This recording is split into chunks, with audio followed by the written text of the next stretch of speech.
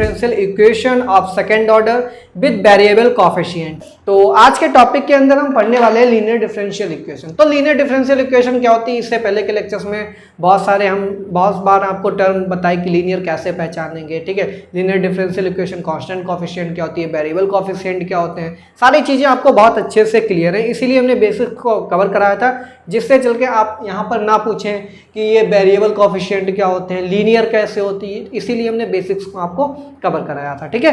तो आज हम पढ़ने वाले हैं, सबसे पहले तो जनरल फॉर्म देखेंगे कि भाई सेकंड ऑर्डर की लीनियर डिफरेंशियल इक्वेशन कैसे लिखेंगे, ठीक है। nth ऑर्डर की differential equation with variable coefficient लिखना आपको हमने लास्ट लेक्चर में बताया था। अब यहाँ पर सेकंड ऑर्डर की जो लीनियर डिफरेंशियल इक्वेशन होती है, इसकी जनरल फॉर्म क्या होती है, ठीक है।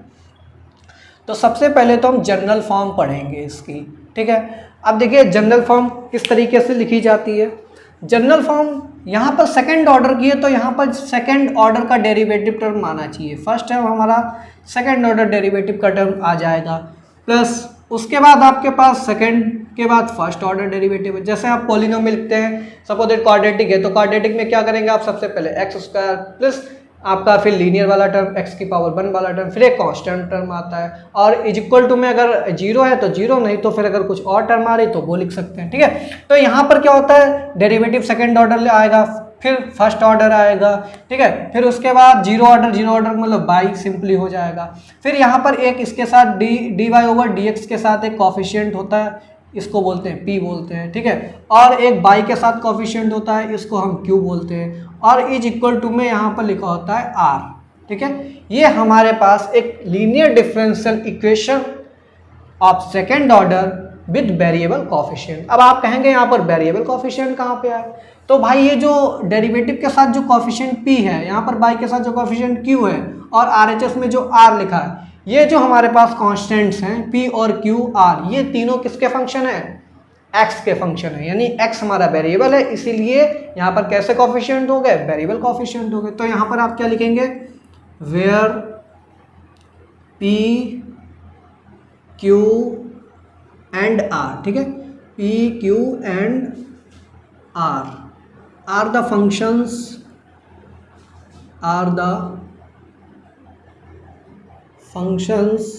Of x। किसके फंक्शन है, ये x के फंक्शन है, ठीक है। पी क्यू आर हमारे किसके फंक्शन है, x के फंक्शन है। तब इस केस में जो हमारी इक्वेशन नंबर 1 है, इस इक्वेशन को बोलते हैं linear differential equation of second order with variable coefficient. अब इसका सोल्यूशन कैसे निकालते हैं, क्योंकि हमको पता है डिफरेंशियल इक्वेशन अगर गिवन में है तो हमें उसका सोल्यूशन भी निकालना है, ठीक है। तो सबसे पहला हमारा टॉपिक होने वाला है the complete solution in terms of a non integral, ठीक है। तो ये हमारा फर्स्ट टॉपिक है, इसके अंदर हम पढ़ेंगे कि इस डिफरेंशियल इक्वेशन का यहाँ पर कंप्लीट सोल्यूशन कैसे निकाला जाता है, ठीक है।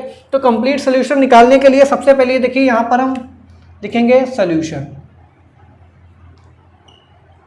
अब सॉल्यूशन में सबसे पहले हमको पता होना चाहिए कॉम्प्लीमेंट्री फंक्शन क्या होता है। तो यहाँ पर हम लेट करेंगे, let y is equal to u is a part of complementary function, is a part of CF। हमने मान लिया y is equal to u, हमें कुछ भी यहाँ पर जो फंक्शन ऑफ x मिलेगा वो हमारा एक कॉम्प्लीमेंट्री फंक्शन है। अब वो CF पता कैसे चलेगा, वो हम इंस्पेक्शन मेथड से पढ़ेंगे। मतलब हमको खुद ही यहाँ पर देखना पड़ेगा, इंस्पेक्ट करना पड़ेगा कि यहाँ पर क्या निकल के आएगा CF। उसके लिए हम अभी नेक्स्ट इसके बाद जो टॉपिक पढ़ाएंगे उसमें यही बताएंगे इंस्पेक्शन मेथड क्या होता है, ठीक है।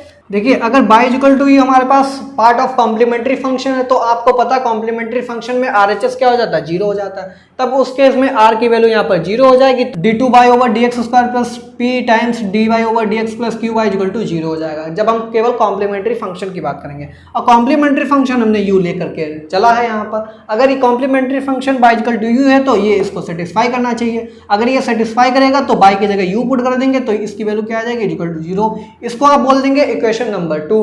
फिर आपको क्या करना है, अब आपको इस इक्वेशन का सोल्यूशन किस तरीके से दिया जाता है। आपके पास कॉम्प्लीमेंट्री फंक्शन निकल के आ गया, उस केस में solution is given by y equal to u भी, ठीक है।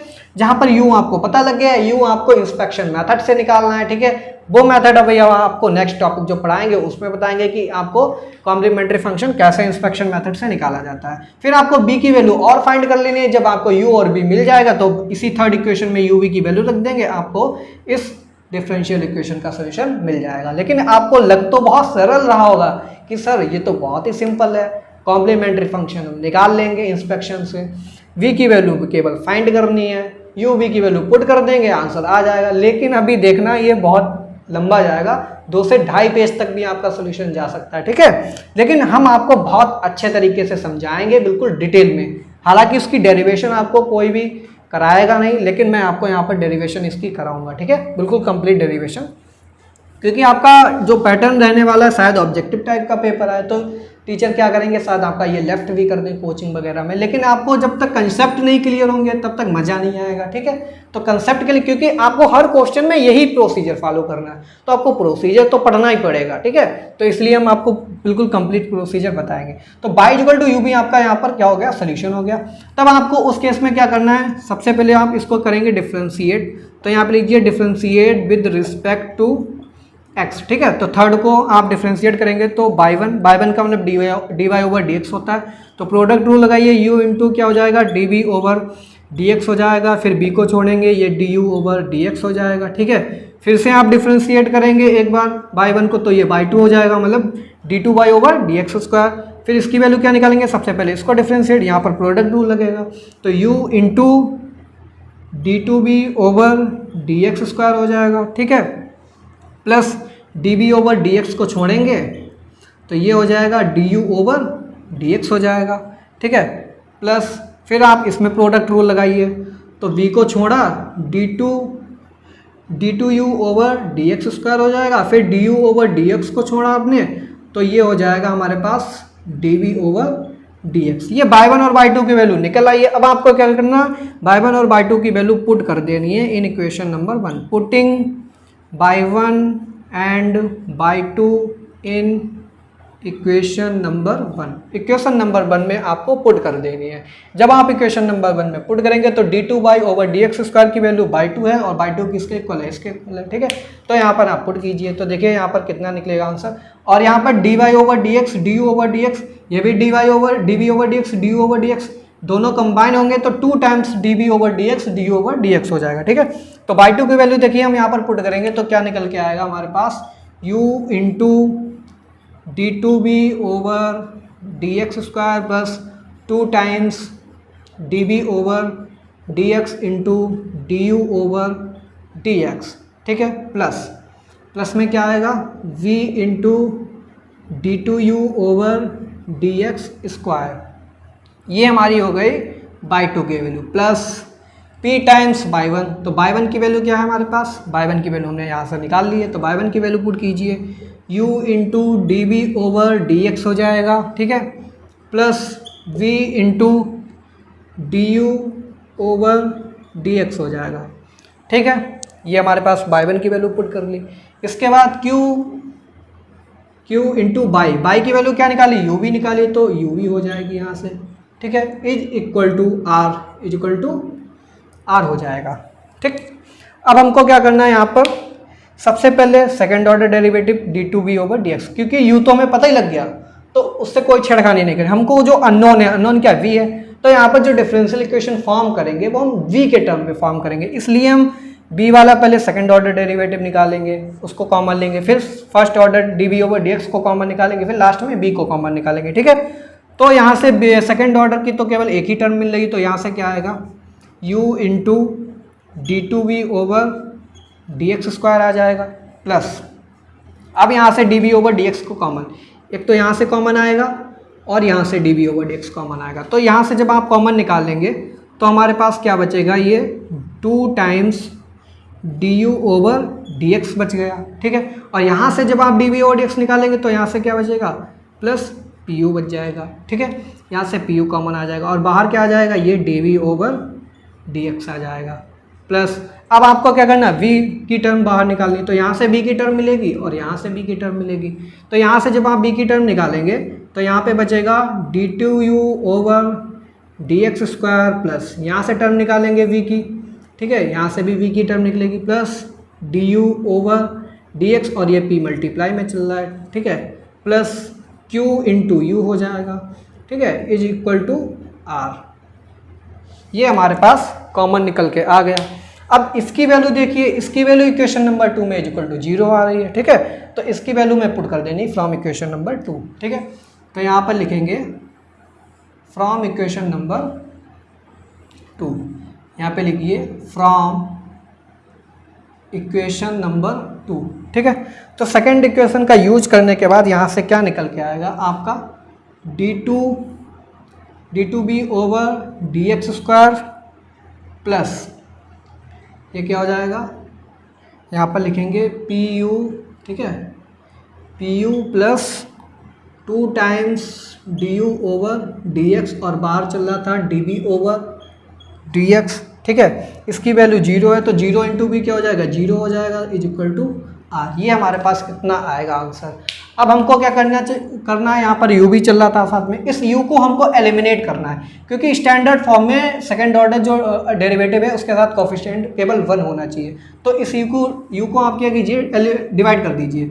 तो ये क्या बन जाएगा, d2v over dx square plus u को अंदर ले जाएंगे तो p प्लस 2 ओवर u, ठीक है, 2 ओवर u और ये हो जाएगा du ओवर dx और यहाँ से क्या बचेगा db over dx is equal to r over u। इसको बोल दीजिए इक्वेशन नंबर 3। ये हमारी आ गई इक्वेशन नंबर 3, ठीक है। अब इस थर्ड इक्वेशन में आप क्या करेंगे, लेट करेंगे, let dv over dx is equal to p। हमने इसको p मान लिया, अगर ये p है तो इसका फिर से डिफ्रेंसिएशन कीजिए, db over dx square is equal to ये क्या हो जाएगा, dp ओवर dx हो जाएगा, ठीक है। अब यहाँ पर db ओवर dx और d2b ओवर dx इन दोनों की वैल्यू आपको इक्वेशन नंबर 3 में पुट कर देनी है। पुट इन 3, थर्ड इक्वेशन में पुट कर दीजिए। जब आप थर्ड इक्वेशन में पुट करेंगे तो ये क्या बनेगा, dp ओवर dx प्लस फिर यहाँ से कैपिटल P, ये देखिए स्मॉल p ले रखा है हमने डेरिवेटिव में और ये कैपिटल P चल रहा है, ठीक है, तो कंफ्यूज मत होना। p plus 2 over u du over dx, ठीक है, dv ओवर dx की जगह क्या लिखना है, p लिख देना तो बाहर p आ जाएगा, ठीक है, is equal to r over u, ठीक। इसको बोल दीजिए इक्वेशन नंबर 4। आप हमने जहाँ पर p लिया वहाँ पर आप t भी ले सकते हैं, अगर कन्फ्यूजन हो, ये p यहाँ पर भी p आ रहा है तो आप t ले लीजिए, ठीक है, जो मन चाहे वो ले लीजिए। अब ये इक्वेशन नंबर 2 को गौर से देखिए, ये देखिए लीनियर डिफरेंशियल इक्वेशन है और किसमें, इन p, ठीक है, dp over dx function of something x, ठीक है, बाहर p है यहाँ पर, ठीक है, r ओवर u। देखिए आपकी ld किस टाइप से दिखती है, आपको dy over dx plus p, ठीक है, पी वाई होता है यहाँ पर, p y is equal to q. इसी तरीके से तो लीनियर डिफरेंशियल इक्वेशन आपकी दिखती है, तो d y over d x की जगह यहाँ पर d p over d x है, कैपिटल पी की जगह ये हमारा पूरा आ जाएगा, ठीक है, और बाई की जगह यहाँ पर पी चल रहा है, ठीक है, is equal to q, q की जगह आर ओवर यू है, ठीक है। तो ये लीनियर किस में होती है, लीनियर इन डिपेंडेंट वेरिएबल यहाँ पर क्या है हमारे पास, बाई है, ठीक है, बाई की वैल्यू डिपेंड कर रही है एक्स पे, तो ये लीनियर इन पी है। और यहाँ पर अगर पी चल रहा है तो ये किस में लीनियर होगी, लीनियर इन, देखिए ये लीनियर इन बाई थी और ये किस में लीनियर हो जाएगी, लीनियर इन पी हो जाएगी। तो यहाँ पर लिखिए which is L D E and it is linear in P. ये किस में लीनियर है, स्मॉल p में, ठीक है, ये लीनियर इन p। अब लीनियर डिफरेंशियल इक्वेशन को सॉल्व करना आपको पता है, इसका सोल्यूशन कैसे निकालेंगे, तो इसके सोल्यूशन के लिए सबसे पहले आप इंटीग्रेटिंग फैक्टर निकालेंगे। तो integrating factor is equal to क्या होता है, e की power integral of p dx, और p की वैल्यू यहाँ पर क्या है, ये है, तो इसको रख दीजिए p plus 2 over u du over dx p dx हो गया। ये हमारे पास if आ गया। तब इसका सोल्यूशन कैसे दिया जाता है, p इंटू if, ठीक है, p into I F is equal to I F into q, q की वैल्यू यहाँ पर r ओवर u है, ठीक है, और ये हमारे पास dx हो जाएगा, ठीक है। आप इसको सॉल्व करेंगे, यहाँ से आपको किसकी वैल्यू निकल के आएगी, p is equal to function of x निकल के आएगा समथिंग, ठीक है, ये हमारे पास कुछ यहाँ पर निकल के आएगा p की वैल्यू। फिर आपको इस p की वैल्यू से आपको क्या निकालना है, p की जगह आपको फिर से वापस से dv ओवर dx रख देना है। अब जब जैसे ही आप dv ओवर dx रखेंगे, dx को उधर भेज दीजिए तो ये fx और ये dx हो जाएगा। आप इसको इंटीग्रेट कीजिए, इंटीग्रेट करने के बाद आपको यहाँ से किसकी वैल्यू मिल जाएगी, v की वैल्यू मिल जाएगी, ठीक है, v की वैल्यू क्या आएगी, f1 फंक्शन ऑफ x आएगी, ठीक है। v की वैल्यू निकल आएगी, v की वैल्यू निकल आएगी, उसके बाद आपको सिंपली किस में पुट कर देना है, इक्वेशन नंबर 3 में पुट कर देना है। u की वैल्यू आपको इंस्पेक्शन मेथड से निकालनी है, v की वैल्यू किस मेथड से निकालनी है, दोनों रख दीजिए, आपका सोल्यूशन आ जाएगा इसका। ठीक है, इसको बोलते हैं complete solution in terms of non integral. तो ये हमारा मेथड होता है अप्लाई करने का। एक बार फिर से आपको रिवाइज करा दे रहा हूँ कि आपको क्या करना है। सबसे पहले आपको गिवन लीनियर डिफरेंशियल इक्वेशन लिखनी है, वहाँ से आपको कंपेयर कराना है, पी क्यू आर की वैल्यू निकालनी है। पी क्यू आर की वैल्यू निकालने का आप लेट करेंगे let y equal to u is a complementary function. ठीक है, कॉम्प्लीमेंट्री फंक्शन इंस्पेक्शन मेथड से निकालेंगे, वो अभी आपको हम बताएंगे। ठीक है, ये इक्वेशन इसमें सेटिस्फाई करेगी तो जो आप सी एफ निकालेंगे उस सी एफ को इसमें पुट कर देना है, वहाँ से इक्वेशन निकलेगी, उसको बोलेंगे इक्वेशन नंबर 2। फिर आप लिखेंगे solution is y equal to u भी होता है। ठीक है, फिर आप क्या करेंगे, यहाँ से बाई 1 निकालेंगे, बाई 2 निकालेंगे, बाई 1 बाई 2 की वैल्यू इसमें पुट कर देनी है। पुट करने के बाद आपकी ये इस फॉर्म में रिड्यूस हो जाएगी। तो ये जो यहाँ पर इक्वेशन नंबर 4 है ये मोस्ट इम्पॉर्टेंट है। अगर आपका पेपर ऑब्जेक्टिव टाइप आता है तब उस केस में ये पूरा मेथड आपको नहीं सॉल्व करना है।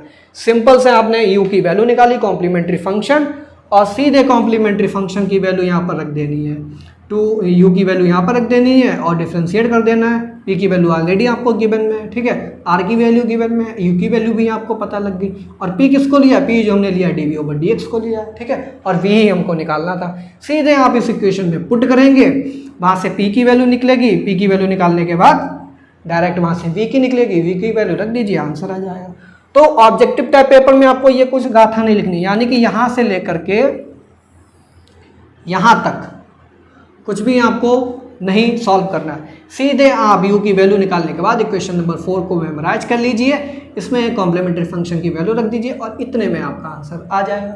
ये होता है ऑब्जेक्टिव टाइप पेपर आए तब कैसे आपको सॉल्व करना है। ठीक है, अब हम यहाँ पर पढ़ाएंगे आपको कॉम्प्लीमेंट्री फंक्शन हम इंस्पेक्शन मेथड से कैसे निकालते हैं। ठीक है,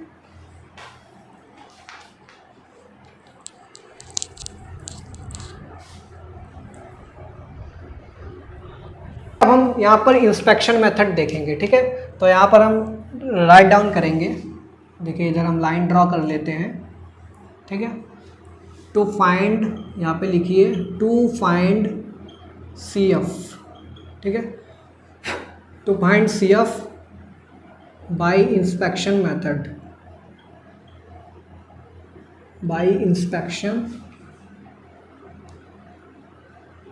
मेथड। ठीक है, इंस्पेक्शन मेथड का मतलब होता है हमको देखना है और खुद ही अनुमान लगाना है कि यहाँ पर क्या निकल के आएगा। ठीक है, इफ़ नंबर 1, सबसे पहली कंडीशन क्या होगी, पी क्यू आर की वैल्यू निकाल लेनी है, वहाँ से पी क्यू की वैल्यू आपको पता करनी है। फिर आपको क्या करना है, चेक करना है सबसे पहले 1 + p + q।